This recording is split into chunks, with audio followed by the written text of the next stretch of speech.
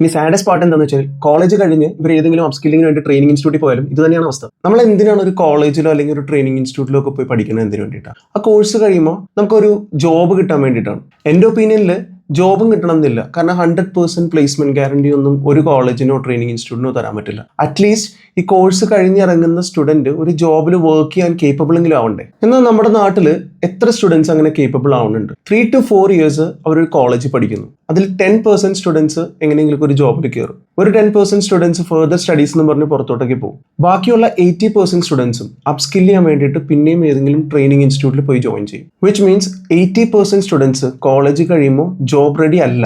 എവിടെയാണ് ഈ ഗ്യാപ്പ് വരുന്നത്? ഇത് സ്റ്റുഡൻസിന്റെ കുഴപ്പമല്ല, ഇത് നമ്മുടെ എഡ്യൂക്കേഷൻ സിസ്റ്റത്തിന്റെ കുഴപ്പമാണ്. ശരിക്കും ആരാണ് ട്രെയിനിങ് എടുക്കേണ്ടത്?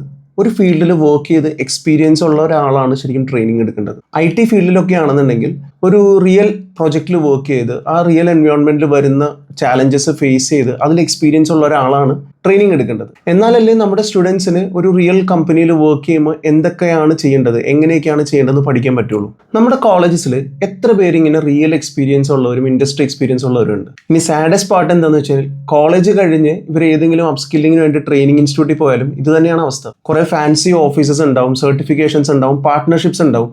പക്ഷെ റിയൽ ഇൻഡസ്ട്രി എക്സ്പീരിയൻസ് ഉള്ള ഒരു ട്രെയിനർ പോലും ഉണ്ടാവില്ല. അവർ ലൈഫിൽ ഒരു റിയൽ പ്രൊജക്ടിന്റെ സ്ക്രീൻ പോലും കണ്ടിട്ടുണ്ടാവില്ല. വേറെ ഒരു ജോബും കിട്ടാത്തവർ ചെയ്യേണ്ട ഒരു ജോബ് അല്ല ട്രെയിനിങ്. ട്രെയിനിങ് എന്ന് പറയുന്നത് ആ ഫീൽഡിൽ എക്സ്പീരിയൻസ് ഉള്ളവരും പ്രൊജക്ട് എക്സ്പീരിയൻസ് ഉള്ളവരും ആ ട്രെയിനിങ്ങിനോട് പാഷൻ ഉള്ളവരും ചെയ്യേണ്ട ഒരു ജോബാണ്. നിങ്ങൾക്ക് അറിയാവുന്ന ഏതെങ്കിലും നല്ല പ്രൊഫഷണൽസ് പഠിപ്പിക്കുന്ന ഇൻസ്റ്റിറ്റ്യൂട്ട്സോ കോളേജസോ എന്തെങ്കിലും നിങ്ങൾക്ക് അറിയുമെങ്കിൽ മെൻഷൻ ചെയ്യും. ഇനിയും പഠിക്കാൻ നോക്കുന്നവർക്ക് അത് ഹെൽപ്ഫുൾ ആവട്ടെ.